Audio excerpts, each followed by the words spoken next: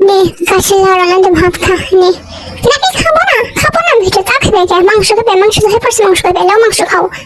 হ্যাঁ গাইজ, আসসালামু আলাইকুম, welcome back to my channel. তো সবাই কেমন আছো? আশা করি অনেক ভালো আছো। তো আজকে অনেক সুন্দর বৃষ্টি পড়তেছে, আর বৃষ্টি দেখে আমার একটা গানের কথা মনে পড়ে গেল হঠাৎ করেই।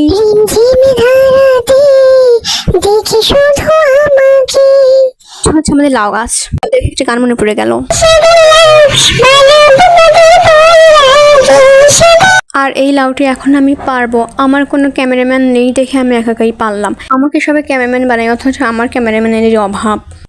এই লাউটা এখন হচ্ছে কাটতেছে, আর পাশে হচ্ছে গরুর মাংস। এত সুন্দর একটা ওয়েদারে যদি গরুর মাংস না খাই তাহলে কি হয়? আমি আম্মুকে বললাম যে আম্মু এত বৃষ্টি পড়তেছে, তাহলে তুমি খিচুড়ি রান্না করো। আম্মু বললো যে না, করবো না, তোমার মেজো বোনের কিছুদিন আগে যে ও অসুস্থ হয়েছিল, হসপিটালে ভর্তি হয়েছিল, তাই করবো না। তো ওর জন্য একটু স্যাক্রিফাইস করতেই হবে। তো পরে বললাম যে আচ্ছা ঠিক আছে, ভাতই রান্না করো। পরে আম্মু ভাত রান্না করলো, গরুর মাংস রান্না করলো, আর হচ্ছে লাউ ঘন্ট করলো।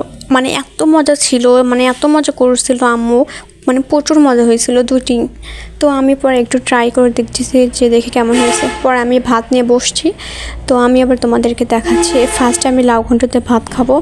তো খাওয়া দাওয়ার পরে এবার আমি হচ্ছে একটু তোয়াক্কে বলতেছে যে এই নাও, তুমি একটু নাও। তো বললো যে না আমি খাবো না। পরে বললাম তা তুমি খাবে কেন? পরে আবার আমি খেলাম। খাওয়ার পরে এবার হচ্ছে আমি একটু গরুর মাংসতে খাবো, সেটা তোমাদেরকে দেখাচ্ছি যে এটা হচ্ছে সেই গরুর মাংস যেটি আমার আম্মু অনেক সুস্বাদু করে রান্না করেছে। তো আমি এবার হচ্ছে এই সালাদ নিলাম, সালাদ আর হচ্ছে গরুর মাংস একসাথে খেলাম।